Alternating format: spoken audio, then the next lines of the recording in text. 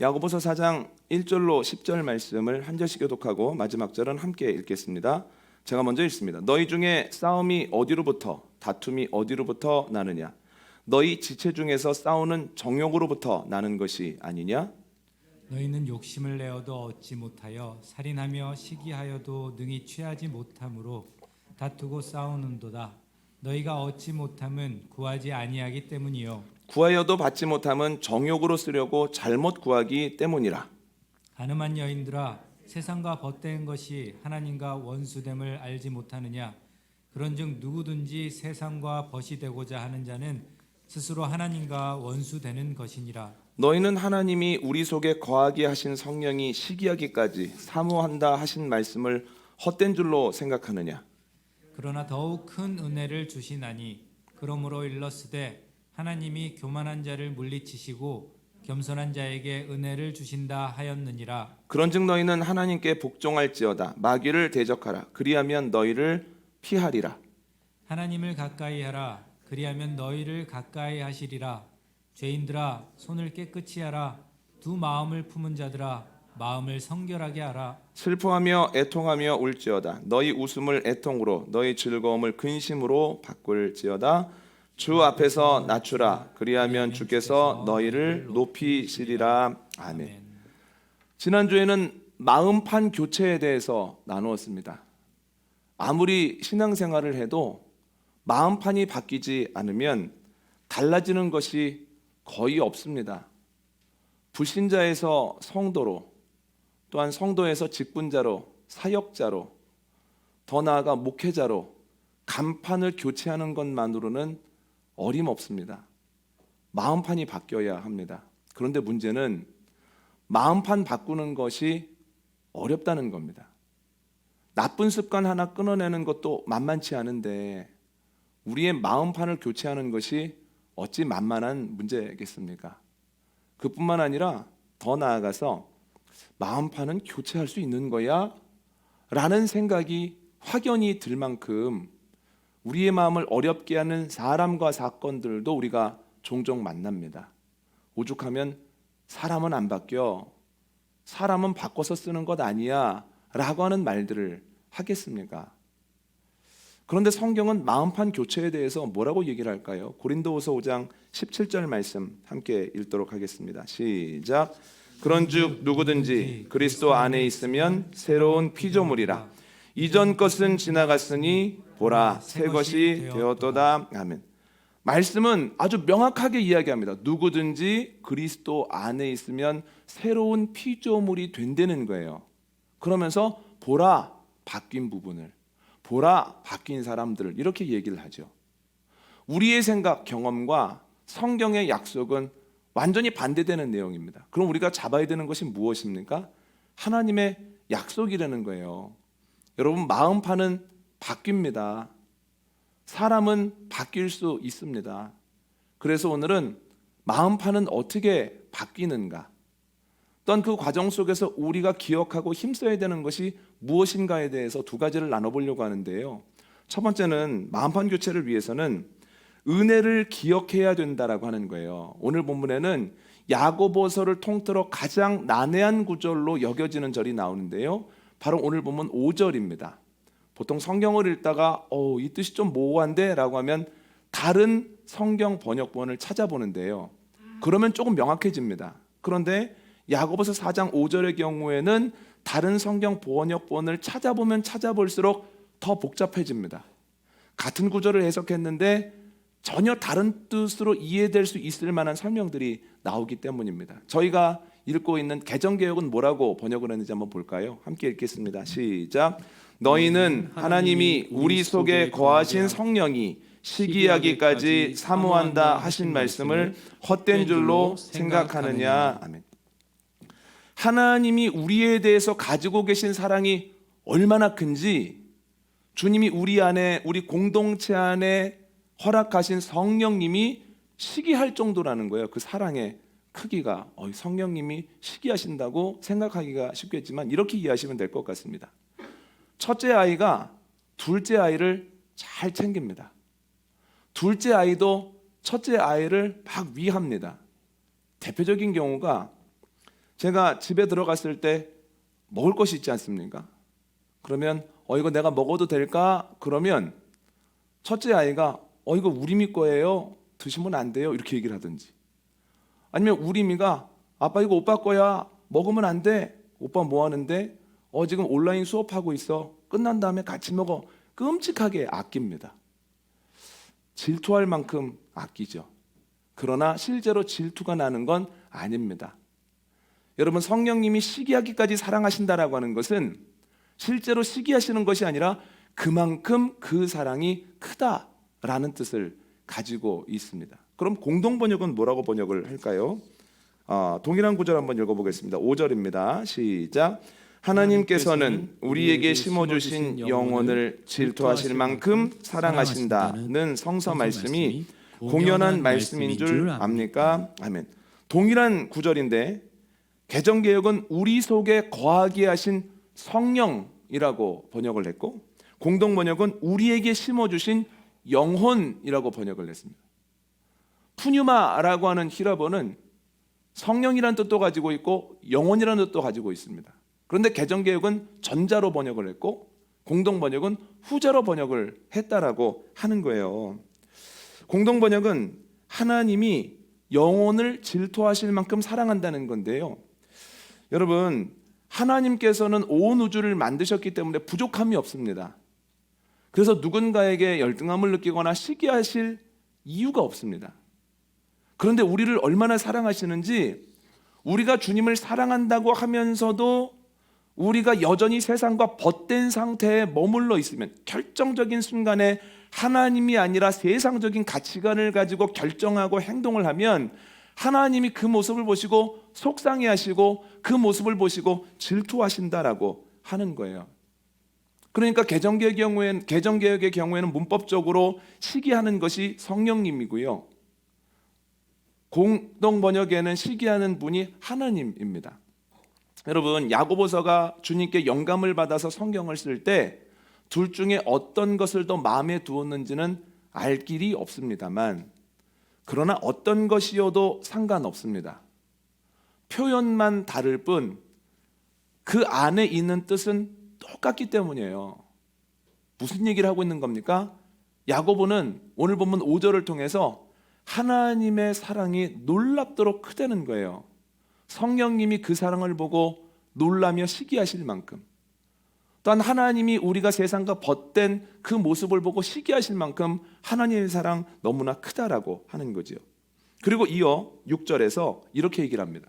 그래서 하나님은 더욱 큰 은혜를 주신다. 여러분, 교회 안에 있는 사람들, 하나님과 벗된 사람들에게 큰 은혜를 주실 것 같은데, 세상과 벗된 이들에게 큰 사랑을 가지신 하나님께서 더 큰 은혜를 주신다는 거예요. 이게 어떻게 된 일일까요? 저는 오늘 본문을 묵상하는데 열왕기하 6장에 나오는 사건이 하나 생각났습니다. 한번 읽어볼까요? 열왕기하 6장 15절로 17절입니다. 시작.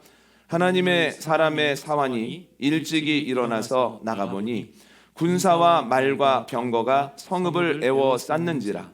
그의 사환이 엘리사에게 말하되 내 주여, 우리가 어찌하리이까 하니 대답하되 두려워하지 말라. 우리와 함께한 자가 그들과 함께한 자보다 많으니라 하고 기도하여 이르되 여호와여, 원하건대 그의 눈을 열어서 보게 하옵소서 하니 여호와께서 그 청년의 눈을 여심해 그가 보니 불말과 불병거가 산에 가득하여 엘리사를 둘렀더라. 아멘. 아람과 이스라엘이 빈번하게 전투를 합니다. 아람이 몇 번 기습을 했는데 어찌 알았는지 길목을 지키고 있는 거예요. 처음에는 자신들 안에 첩자가 있는 줄 알았습니다. 그런데 알고 보니 이스라엘의 엘리사 선지자 때문이에요. 아무리 은밀하게 회의를 해도 하나님이 그에게 알려주심으로 길목을 막고 있는 거죠. 먼저 엘리사 선지자를 제거하기로 합니다. 적지 않은 전차와 군인들을 보냅니다. 아침에 사환이 일어나서 나가보니 자신들이 거하고 있는 도단 성읍을 전차와 병사들이 둘러쌌습니다. 병거와 병사들이. 너무나 마음이 힘들어서 뛰어 들어오면서 이렇게 얘기를 합니다. 선생님, 큰일 났습니다. 엄청난 군사가 저희를 둘러싸고 있습니다.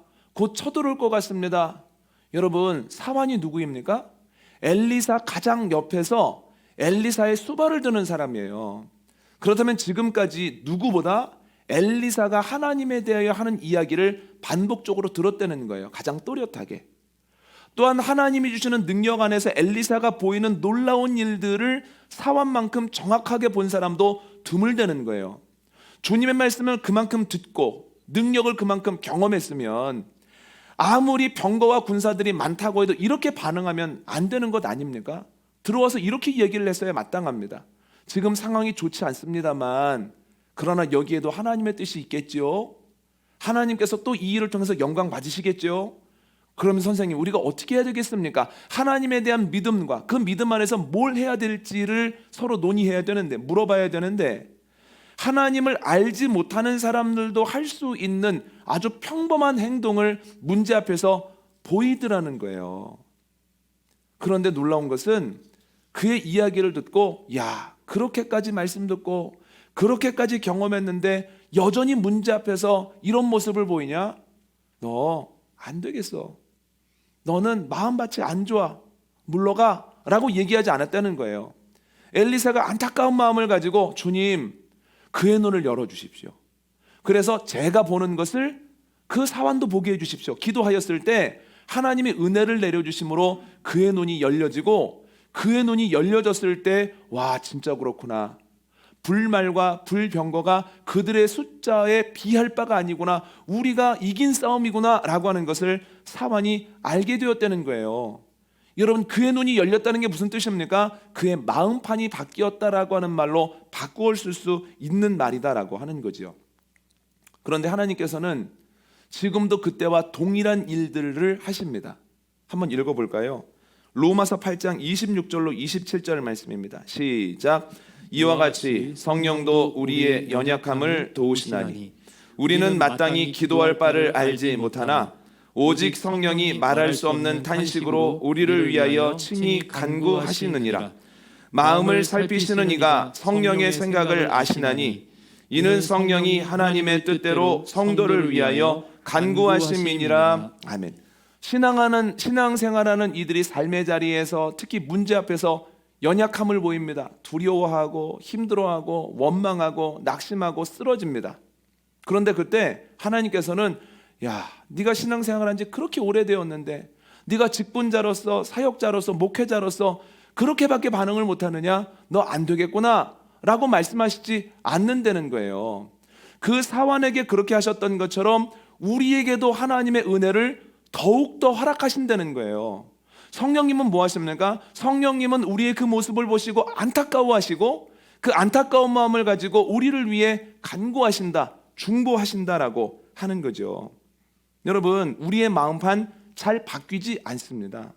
그래서 안 바뀔 것 같습니다만, 그러나 그것보다 더 변하지 않는 것이 있는데 그것이 하나님의 사랑입니다. 하나님은 절대로 그 마음 바꾸지 않으시고 절대로 우리를 포기하지 않으십니다. 은혜를 계속해서 내려주십니다. 언제까지요? 우리의 마음판이 바뀔 때까지. 성령님이 언제까지 중보하실까요? 우리의 마음판이 바뀔 때까지 중보해 주신다는 거예요. 그래서 마음판이 바뀌지 않는 것 같다고 해서 낙심하고 중간 결산할 필요가 없습니다. 주님께서는 끝까지 우리와 함께 하시고 은혜를 내려주심으로 아무리 멀리 갔던 사람도 제자리로 돌아오게 하시고 깊은 수렁에 빠졌던 사람도 은혜의 바구니로 그를 꺼내주신다는 거예요. 대표적인 경우가 바로 사도 바울입니다. 그의 고백을 한번 보실까요? 디모데전서 1장 15절과 16절입니다. 시작. 미쁘다 모든 사람이 받을 만한 이 말이요 그리스도 예수께서 죄인을 구원하시려고 세상에 임하셨다 하였도다. 죄인 중에 내가 괴순이라. 그러나 내가 긍휼을 입은 까닭은 예수 그리스도께서 내게 먼저 일체 오래 참으심을 보이사 후에 주를 믿어 영생 얻는 자들에게 본이 되게 하려 하심이라. 아멘. 바울이 디모데에게 말합니다. 나는 죄인 중에서 제일 큰 죄인이다. 그런데 주님은 나까지도 구원하시려고 이 땅에 오셨다. 그뿐 아니라 나를 본으로 삼으셨다. 이게 무슨 말이냐면 사람들이 포기하려고 하다가도 야, 사도 바울도 구원하셨는데 사도 바울도 쓰시는데 하면서 포기하지 않게 하시는 본으로 삼으셨다라고 하는 거예요. 그런데 이 사실을 왜 바울이 디모데에게 이야기할까요? 간단합니다. 디모데가 목회를 하고 있거든요. 목회하고 있는 디모데에게 이런 얘기하는 겁니다. 목회를 하면서 사람들이 바뀌지 않는 것 같다고 낙심하지 말아라. 하나님이 포기하지 않은 사람에 대해서 미리 결론 갖지 말아라. 하나님의 은혜 그치지 않는다. 성령님의 중보 끝나지 않는다. 그리고 너도 목회하면서 네 자신이 자꾸 변하지 않는 것 같다고 낙심하지 말아라. 이런 얘기를 하는 겁니다. 여러분, 마음판이 바뀌어야 합니다. 그런데 바뀔 수 있습니다. 바뀌게 될 것입니다. 왜냐하면 우리의 마음판이 바뀌지 않을수록 주님께서는 더 큰 은혜를 허락하시고 성령님은 안타까워하시면서 여전히 우리를 위하여 기도하시기 때문입니다. 주님의 은혜를 기억할 때, 포기하지 않을 때 우리의 마음판이 바뀐다고 하는 것을 기억하는 저와 여러분 되시기를 원합니다. 주님이 포기하지 않으신 것을 우리가 포기하지 않기를 원합니다. 두 번째로 해야 되는 것이 무엇이냐면 믿음으로 반응해야 된다는 거예요. 5절과 6절에서 하나님은 절대 포기하지 않는 큰 사랑을 가지고 계신 분이다 라고 이야기를 하고 7절을 이렇게 시작합니다. 그런즉 너희는, 이게 무슨 뜻입니까? 그 놀라운 사랑과 은혜에 반응을 해야 하는 의무가 우리에게 있다는 거예요. 주님께서 우리를 포기하지 않으시고 끝까지 마음판을 바꾸신다라고 하는 것을 기억하면 이에 맞는 믿음의 반응을 해야 된다라고 하는 겁니다. 그래서 7절로부터 10절까지는 그렇다면 우리는 어떤 믿음의 반응을 해야 되는지를 열거하고 있는데 그 중에 두 가지만 나누어 보면 첫 번째 7절을 보면 우리는 마귀를 대적하라는 거예요. 야고보가 이렇게 얘기합니다. 마귀를 대적하라. 그러면 마귀가 너희를 피할 것이다. 이것은 관념적인 얘기가 아니고요. 초대교회 안에서 여러 가지 사건을 겪는 중에 야고보가 깨닫게 된 영적인 원리입니다. 마귀를 피하면 마귀가 계속 쫓아다니지만 마귀를 강력하게 대적하면 그 마귀가 도망가더라는 거예요. 근데 이것을 가장 명확하게 보여주신 분이 바로 예수 그리스도입니다. 마귀가 예수님을 광야로 이끌고 가서 40일 동안 시험을 합니다. 가장 약해 보이는 것을 순간순간 계속해서 시험합니다. 그 중에서 3개가 성경에 기록되어 있는데요. 그 중에 첫 번째가 무엇입니까? 돌을 떡으로 만들어 먹으라는 거예요. 그런데 그 제안을 받고 꽤 오랫동안 굶으신 예수님께서 이렇게 답하십니다. 사람이 떡으로만 살 것이 아니라고 주님이 말씀에 기록해 놓으셨다. 사람은 하나님의 입에서 나오는 말씀을 먹고 사는 거다. 이렇게 얘기를 하시죠. 성경이기 때문에 매우 점잖은 표현으로 써놨습니다만 아마 조금 생동감을 가미해 보자면 이렇게 대답하시지 않으셨겠습니까? 돌이라도 먹어야지 라고 했을 때 왜 하나님의 원칙에 위배된 것을 나에게 권하느냐? 왜 나를 위하는 척하면서 왜 나를 넘어뜨리려고 하느냐? 그리고 생각해봐라. 말씀을 보면 하나님께서는 그의 말씀에 순종하여 광야를 걸었던 이들, 장정만 60만 명인 이스라엘 사람들을 하루도 굶기지 않고 먹이셨는데 나 하나 먹을 음식을 준비해 놓지 않으셨겠느냐? 그런 말 다시는 하지 마. 쓸데없는 소리 하지 마 하면서 단호하게 대처하셨다는 거예요. 단호하게 대처했더니 그 부분에 대해서는 다시 얘기를 못 하더라는 거예요. 그리고 그 다음 시험을 하고 또 다른 시험을 하죠. 그런데 예수님께서는 그때마다 단호하게 대처하시고 결국은 사탄아 물러가라, 마귀야 물러가라 이렇게 얘기를 하시죠. 그럴 때 어떻게 합니까? 마귀가 예수님을 떠났다라고 하는 거예요. 예수님이 분명하게 우리에게 보여주신 것은 마귀가 우리를 시험하고 우리에게 도전을 할 때 우리가 부드럽게 대해서는 안 된다는 거예요. 도망해서도 안 된다는 거예요. 야고보도 뭐라고 얘기를 합니까? 도망하지 말고 대적하라는 거예요. 그러면 이길 수 있다. 이길 수밖에 없다라고 하는 거죠. 예수님의 보여주신 본을 가장 잘 따라한 이들 중에 하나가 초대교회 사도들입니다. 한번 읽어볼까요? 사도행전 5장 40절로 41절 말씀입니다. 시작. 그들이 옳게 여겨 사도들을 불러들여 채찍질하며 예수의 이름으로 말하는 것을 금하고 놓으니 사도들은 그 이름을 위하여 능욕받는 일에 합당한 자로 여기심을 기뻐하면서 공회 앞을 떠나니라. 아멘. 사도들이 표적을 일으키고 그들의 공동체가 뜨거워지고 커지는 것을 사두개인들이 시기합니다. 그래서 누명을 씌워서 잡아들입니다. 또 죄가 없어서 놔줄 수밖에 없어요. 그냥 놔주는 게 아니라 채찍질을 심하게 해서 그들을 놔줍니다. 그런데 채찍을 맞고 돌아가는 사도들이 막 웃으면서 기뻐합니다.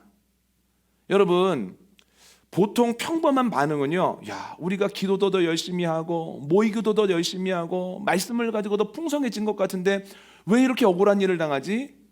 왜 억울한 일 때문에 이런 손해를 봐야 되지?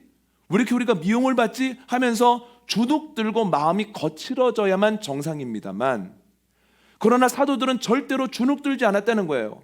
주눅 들지 않았을 뿐만 아니라 오히려 그들의 마음에 기쁨으로 넘쳤죠. 마음이, 야, 이제 드디어 예수님의 고난에 동참할 수 있는 자격은 얻었나 보다. 지금까지는 예수님만 십자가를 지셨었는데 그래도 이제는 우리가 조금이라도 그 십자가를 같이 질 수 있겠구나 기뻐하면서 나갔다는 거죠. 그 어려움에 단호하게 대처했을 때 그 어려움이 그들과 그들의 공동체를 위축시키지 않았다는 거예요. 그래서 사도행전 6장을 보면, 이 말씀에 이어지는 내용을 보면 그 공동체가 오히려 승하여졌다라고 하는 거죠. 여러분, 주님은 이러한 본을 보여주시고 또한 제자들은 따랐습니다. 그런데 문제는 뭐냐면 우리가 그 본을 따라가지 못할 때가 많다는 거예요. 가령 마귀가 우리에게 돌을 떡으로 만들어 먹으라고 하는 것과 같은 제안을 하면, 그럴까? 먹어도 될 것 같기는 한데 먹으면 사정이 좀 나아지지 않을까? 사람들만 안 보면 좀 입에 넣어볼까? 하면서 그 돌을 만지작 거린다는 거예요. 그 유혹을 먹으면 안 된다, 죄된 것이다, 너희를 죽일 것이다 라고 말씀하셨음에도 불구하고 끊임없이 유혹에 단호하게 대처하지 못하고 그 죄를 뱅뱅 맴돌죠. 여러분, 사도들은요, 억울한 일, 힘든 일을 만났을 때 단호하게 대처했습니다. 오히려 기뻐했습니다. 와, 즐겁다, 우리가 한 단계 더 나아갔구나, 예수님의 일에 동참하는 것이 행복하다. 그런데 우리는 어려운 일이 있으면 금방 위축되고 금방 우리의 주님에 대한 마음이 꺾여져 버린다라고 하는 거죠. 여러분, 기억하십시오. 마귀의 공격을 이기려면 단호하게 대처해야 된다라고 하는 것이 야고보가 우리에게 알려주는 영적인 원리라는 거예요. 저도 이 말씀을 통해서 여러 가지로 적용하는 것이 있습니다. 새벽마다 기도하고 싶고 목회자이기 때문에 새벽마다 기대가 되는 건 아닙니다. 그러나 기도하고 싶지 않을 때 이런 생각을 합니다. 그래, 기도하고 싶지 않은 마음을 주는 것을 보니 오늘 기도 열심히 하면 은혜가 있겠구나. 또한 교인들을 위해서 해야 될 기도가 있겠구나. 기도할 때 집중이 안 되면 그래, 집중될 때까지 기도해 봐야 되겠다. 아무리 애써도 안 될 때가 있습니다. 그러면 아침밥 먹고 다시 기도해 봐야 되겠다. 끊임없이 그 공격에 대하여서 단호하게 대처하는 거죠. 단호하게 대처하면 그것을 가지고는 또 공격하지 못하는 습성이 있습니다. 마귀에게는.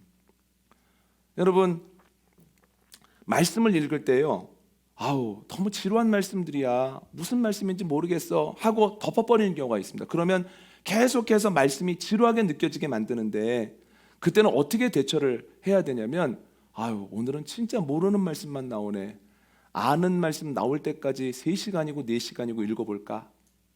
나에게 익숙한 말씀 나올 때까지 말씀을 한번 먹어볼까 하는 마음을 가지고 집중하면 그 마음을 넘어설 수 있다라고 하는 거예요. 저는 이제 목회자로서 이 마음의 어려움을 겪을 때가 언제냐면, 설교를 하면서 그리고 하고 나서 그 설교를 생각할 때, 와, 명쾌하지 못했다, 내가 들어도 명쾌하지 못했는데 듣는 분들은 얼마나 어려웠을까, 이럴 때가 있습니다. 생각해보면 그런 설교는 많은 분들이 눈을 감고 꾸벅꾸벅 하시는 경우가 있습니다.